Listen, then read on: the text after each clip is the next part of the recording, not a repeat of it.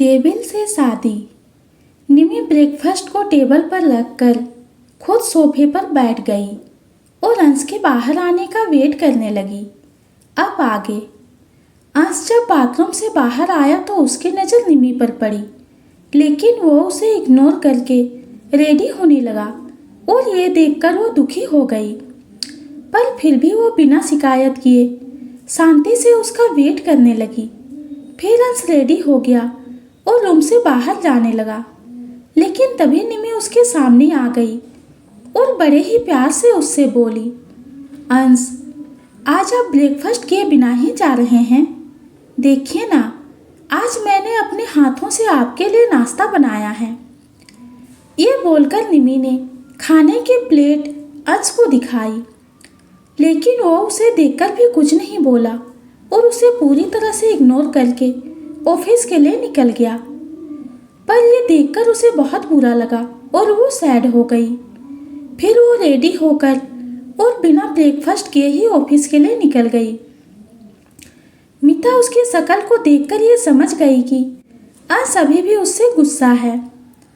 अंश ने कल रात के बारे में ना तो किसी से बात की और ना ही किसी को डांटा था, और ये देखकर मीता को भी यही लग रहा था कि वो उससे भी गुस्सा है। मीता निमी से बोली, निमी, देख तू ज़्यादा दुखी मत हो।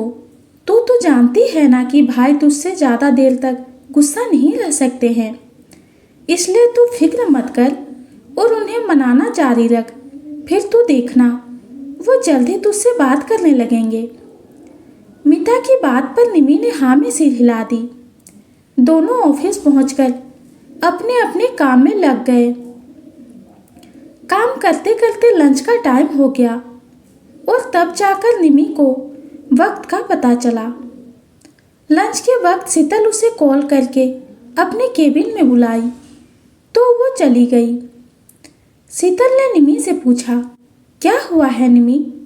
तुम बहुत सैड लग रही हो और तुम्हारा चेहरा भी आज मुरझाया हुआ है। निमी झूठी स्माइल करके शीतल से बोली, कुछ नहीं, ऐसे ही। आपने मुझे यहाँ क्यों बुलाया? शीतल ने जवाब दिया, हाँ, मैंने तुम्हें अपने साथ लंच करने के लिए बुलाया है। वो क्या है ना, मुझे अकेले लंच करना अच्छा नहीं लगता और यहाँ पर तो एक तुम ही मेरी दोस्त हो, तो मैंने सोचा कि मैं तुम्हें ही बुला लूँ। ये सुनकर निमी कुछ नहीं बोली और शीतल के साथ बैठकर लंच करने लगी। निमी ने लंच में भी बहुत कम खाना खाया था और शीतल बहुत देर से उसे ही नोटिस कर रही थी। तभी फिर से शीतल ने निमी से पूछा, एवरीथिंग इज ओके? तुम कुछ डिस्टर्ब लग रही हो। इस पर निमी ने सोचा कि क्यों ना शीतल से कुछ सजेशन लिया जाए कि किस तरह से अंश को मनाया जा सकता है, और ये सोचकर उसने पूछा, एक्चुअली मैं कुछ सोच रही थी। दरअसल बात ऐसी है कि मेरी एक फ्रेंड है, तो आज उसने मुझे बताया कि उसका बॉयफ्रेंड उससे नाराज़ हो गया है और उसने बहुत ट्राई किया उसे मनाने का, लेकिन वो मान ही नहीं रहा है। तो क्या आप मुझे बता सकती हैं कि ऐसी सिचुएशन में उसे क्या करना चाहिए? ये सुनकर शीतल हंसने लगी और हंसते हुए ही बोली, बस इतनी सी बात के लिए उसके साथ तुम भी सैड हो रही थी? ये तो बहुत ईजी है। शीतल के मुंह से ये सुनकर कि ये बहुत ईजी है, निमी की आंखों में चमक आ गई और उसने उसकी ओर उम्मीद भरी नजरों से देखकर पूछा, ईजी है और वो कैसे? शीतल बोली, लड़कों को मनाना लड़कियों के लिए कोई मुश्किल काम नहीं है। तुम अपनी फ्रेंड से बोलो कि वो अपने बॉयफ्रेंड को सेड्यूस करने की कोशिश करे। फिर देखना, कितनी भी बड़ी नाराज़गी क्यों ना हो, बस 1 मिनट में ही सारी नाराज़गी छूमंतर हो जाएगी। शीतल के मुंह से सेड्यूस करने वाली बात सुनकर निमी सोच में पड़ गई और अपने मन में बोली, सेड्यूस करना, और वो भी अंश को? कहीं मेरी हरकतों की वजह से वो मुझसे और ज़्यादा गुस्सा ना हो जाए। लेकिन जहाँ तक उन्हें मनाने के लिए इतना सब कुछ किया है तो ये भी सही, लेकिन मैं ये करूँगी कैसे? कहीं ऐसा ना हो कि इसके चक्कर में मुझे ही डांट सुननी पड़ जाए। पर ये तो सेकेंडरी चीज़ है। लेकिन तू उन्हें सेड्यूस कैसे करेगी? उससे पहले ही तो तुझे ही शर्म आ जाती है। निमी अपने मन में ये सब सोच ही रही थी। तभी शीतल ने उससे पूछा, क्या हुआ निमी, कहाँ खो गई? अब तो तुझे सल्यूशन भी पता चल गया है, तो अब तो अच्छे से खाना खाओ। शीतल की बातें सुनकर निमी ने हाँ में सिर हिला दिया। फिर थोड़ा सा ही खाना खाकर लंच ओवर होने के बाद वापस अपने डेस्क पर जाकर बैठ गई। फिर कुछ सोचते हुए निमी खुद से बातें करते हुए बोली, इस बारे में मिता से बात करूं क्या? अरे नहीं नहीं, मैं भी क्या सोच रही हूँ। मिता तो मुझे और भी फालतू के आइडिया देगी और कहेगी कि ये देख ले वो देख ले। उससे अच्छा तो मैं खुद ही सर्च कर लेती हूँ। ये कहते हुए निमी इंटरनेट पर कुछ वीडियो देखने लगी। शाम के वक्त निमी मिता को कहकर ऑफिस से जल्दी निकल गई और घर जाकर सोचने लगे कि अब आगे क्या करना है। निमी अपने लिए एक सुंदर सा साड़ी निकालकर खुद से बातें करते हुए बोली, वैसे ये बात तो एकदम सच है कि लड़कियां जितनी सुंदर साड़ी में लगती है उतनी सुंदर शायद ही वो किसी और ड्रेस में लगती हो। ये बोलते हुए निमी साड़ी लेकर चेंज करने के लिए चली गई। निमी ने अपने लिए ब्लैक कलर की साड़ी निकाली थी और जब वो चेंज करके आई तो वो उस ब्लैक साड़ी में बहुत ही ज़्यादा सुंदर लग रही थी। निमी शीशे के सामने खड़ी होकर खुद की ही तारीफ करते हुए बोली, वैसे कुछ भी हो, सुंदर तो मैं बहुत हूँ। ये बोलकर निमी खुद में हंसने लगी। फिर जल्दी से खुद को रेडी कर रूम की लाइट डिम कर दी। कुछ घंटे के बाद अंश घर पहुंचने के बाद जब अपने रूम के अंदर आया तो उसे काफ़ी अजीब लगा, क्योंकि रूम में लाइट बहुत कम थी और अंदर बहुत ही मनमोहक खुशबू फैली हुई थी। ये सब देखकर उसकी आईब्रो आपस में जुड़ गई और उसे समझ आ गया कि निमी ने फिर से उसे मनाने के लिए कोई नया तरीका निकाला है। लेकिन अंश बिना किसी चीज़ पर ध्यान दिए अपने कपड़े निकालने लगा। तभी निमी पीछे से आकर उसके गले लग गई और धीरे से अपनी मीठी आवाज़ में उससे बोली, सॉरी हबी, अब कब तक मुझसे ऐसे ही गुस्सा रहने का इरादा है आपका?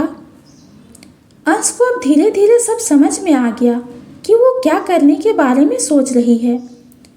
वो निमी का हाथ खुद से हटाकर उसे जैसे ही अपनी ओर पलटा तो एक पल के लिए वो उसे देखता ही रह गया, क्योंकि निमी इतनी सुंदर लग रही थी कि वो बस उसे ही देखते ही रह गया। ये देखकर निमी स्माइल करते हुए उसे और जोर से गले से लगा ली। तभी अंश को होश आया, लेकिन वो फिर भी उससे कुछ नहीं बोला और उसे खुद से दूर कर दिया। जैसे ही अंश ने निमी को खुद से दूर किया तो उसने उसके शर्ट को पकड़ उसे खुद के करीब खींच लिया, लेकिन उसे खींचते ही निमी का बैलेंस बिगड़ गया और वो गिरने लगी। ये देखकर अंश ने उसे संभालने की कोशिश की, लेकिन दोनों ही जमीन पर गिर गए। नीचे गिरते ही अंश निमी के ऊपर से जल्दी से उठा और बिना उसकी तरफ देखे बाथरूम में चला गया। ये देखकर निमी को बहुत बुरा लगा और उसे गुस्सा भी आने लगा। फिर निमी सोचने लगी कि वो सुबह से अंश को मनाने की कोशिश कर रही है, लेकिन वो है कि ठीक से उसकी तरफ एक नज़र देख भी नहीं रहा। जैसे ही अंश बाहर आया, निमी उसे रोक कर बोली, अंश अब बस भी करिए, कब तक गुस्सा रहेंगे आप? अगर गुस्सा ही होना है तो मुझे डांट लीजिए या फिर कोई पनिशमेंट दे दीजिए या फिर से रूम में ही बंद कर दीजिए, मैं कुछ नहीं कहूँगी, लेकिन प्लीज़ मुझसे बात तो करिए। आपका इस तरह से चुप रहना मुझे तकलीफ दे रहा है और मुझे बहुत गिल्टी फील हो रही है, सो प्लीज़ कुछ तो बोलिए। निमी के इतना कुछ बोलने के बाद भी अंश बिना कुछ बोले स्टडी रूम में चला गया, तो वो मुंह बना बनाकर वहीं सोफे पर बैठ गई। निमी को बहुत बुरा लग रहा था और उसे खुद पर बहुत गुस्सा भी आ रहा था, ये सोचकर कि आखिर वो कॉन्सर्ट में गई ही क्यों, और वो भी अंश को बिना बताए। मीता ने भी तो उसे बोल भी किया था, लेकिन वो अपने एक्साइटमेंट में सब भूल गई थी। यहाँ तक कि उसकी तबीयत अभी भी ऊपर नीचे हो रही थी और इसी वजह से अंश ने उसके ऊपर पाबंदी लगाई थी, नहीं तो आज तक उसने उसे कभी भी कुछ भी करने से मना नहीं किया था। निमी यही सब सोचते सोचते वहीं पर सो गई। जब अंश वापस अपने रूम में आया तब देखा कि निमी सोफे पर ही सो रही थी और ठंड से कांप रही थी क्योंकि उसने कुछ ओढ़ा नहीं था। अंश निमी के पास आया और उसके सिर पर हाथ रखा तो उसे फील हुआ कि उसका सिर फिर से गर्म हो चुका था और ये देखकर अंश घबरा गया और खुद से बोला, फिर से फीवर? ये जहर का असर अब तक खत्म क्यों नहीं हो रहा है? जब देखो तब फीवर वापस आ जाता है। ये कहते हुए अंश जल्दी से निमी को अपनी गोद में उठाकर उसे बेड पर लिटा दिया और उसे अच्छे से कवर कर दिया। फिर वो निमी के डॉक्टर को कॉल करने लगा। डॉक्टर के कॉल पिक करते ही अंश बोला, निमी को फिर से फीवर आ गया है, ये ख़त्म क्यों नहीं हो रहा है? कुछ टाइम ठीक रहने के बाद फिर से फीवर हो रहा है। अंश की बात सुनकर डॉक्टर बोला, सर वो जहर नॉर्मल जहर की तरह नहीं था, वो धीरे धीरे बॉडी को इफेक्ट कर रहा था, ठीक उसी तरह से वो ख़त्म भी धीरे धीरे ही हो रहा है। और उस जहर को ख़त्म करने के लिए जो तोड़ दिया गया था वो भी एक तरह का जहर ही था, इसलिए उसका भी साइड इफेक्ट हो सकता है। फिर डॉक्टर अपनी बात को आगे बढ़ाते हुए बोला, सर ये 2-3 महीने में पूरी तरह से ख़त्म हो जाएगी और अभी तो मैम को ट्रीटमेंट को सिर्फ कुछ हफ्ते ही हुए हैं। और रही बात फीवर की, तो ज़्यादा स्ट्रेस लेने की वजह से और ठीक से ना खाने की वजह से हो सकता है। इसलिए सर जब तक ये पूरी तरह से ख़त्म ना हो तब तक उन्हें ज़्यादा स्ट्रेस नहीं लेना है। डॉक्टर की बात पर अंश कुछ नहीं बोला और कॉल कट करके निमी को देखने लगा। उसे अब खुद पर गुस्सा आ रहा था कि निमी को फिर से फीवर उसकी वजह से आया था।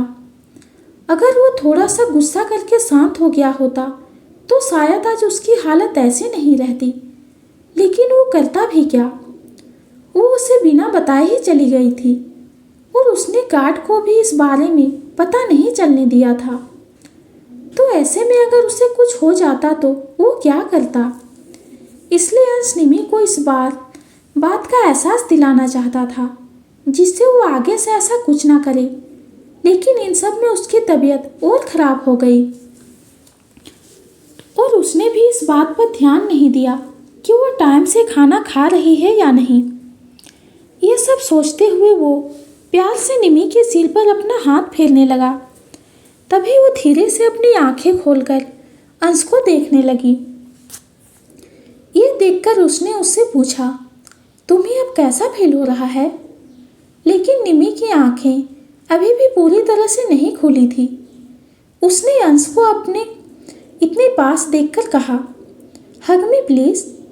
निमी की बात सुनकर अंश जल्दी से उसे अपने गले से लगा लिया। तब जाकर उसे कहीं चैन मिला और उसने गले लगे हुए ही वो बोली, आई एम सॉरी, मैं फिर से ऐसा नहीं करूँगी। निमी की बात सुनकर अंश ने उसे चुप करवा दिया और कहा, पहले तो तुम जल्दी से ब्रेकफास्ट करो क्योंकि अभी तुम्हें दवाई लेनी है।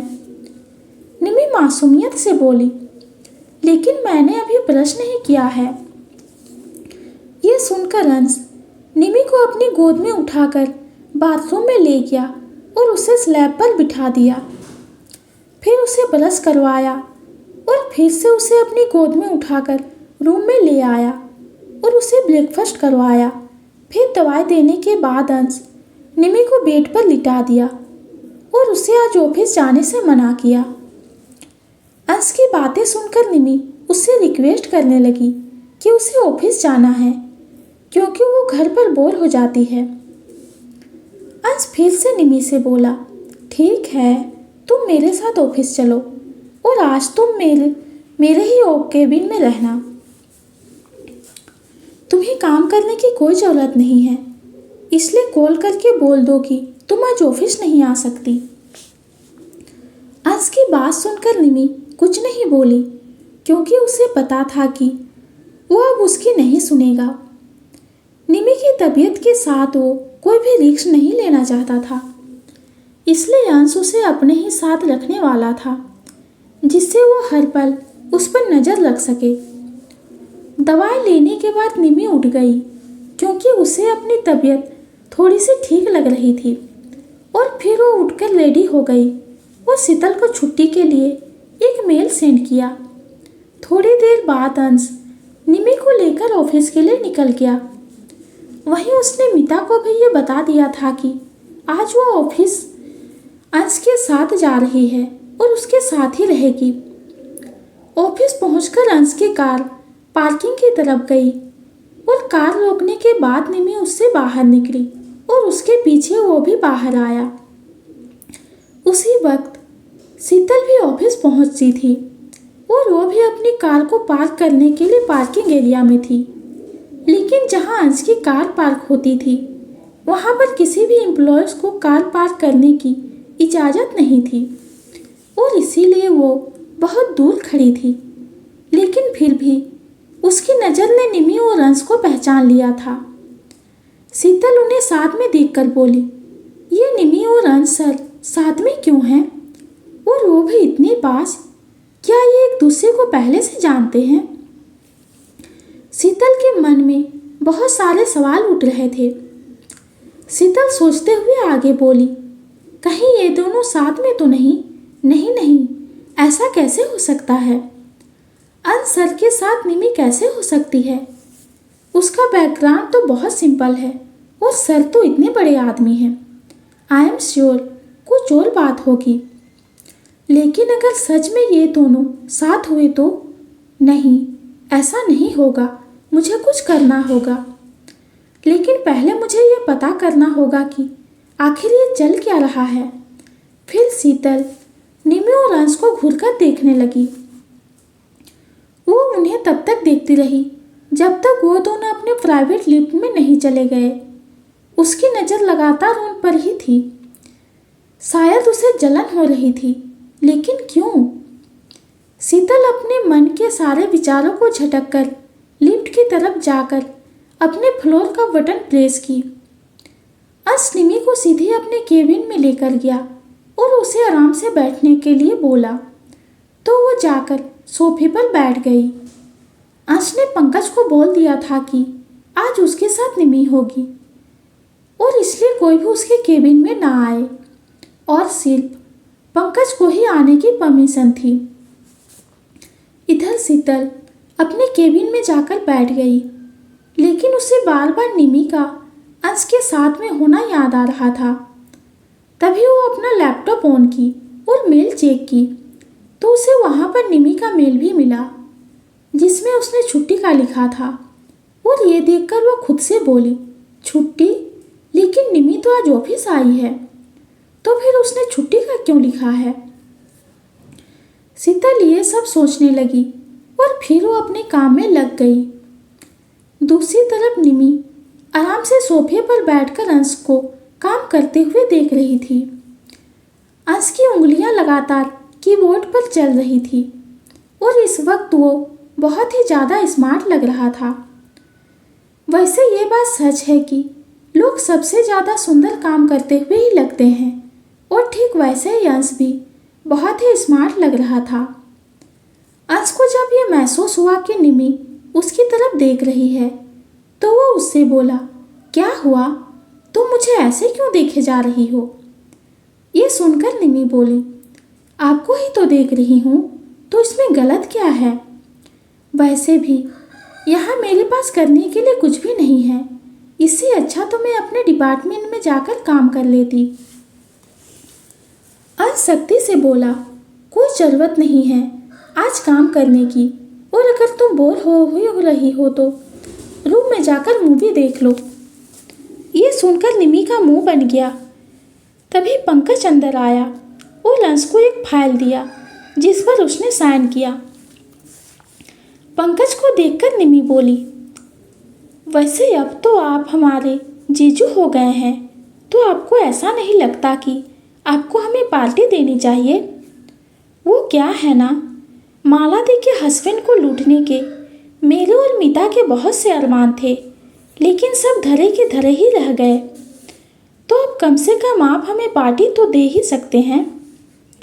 निमी की बात सुनकर पंकज ने अंश की तरफ देखा और उसे अंश की तरफ देखते पाकर निमी थोड़ा ड्रामा करते हुए बोली, अब इस बात के लिए भी क्या आप अंश से परमिशन लेंगे?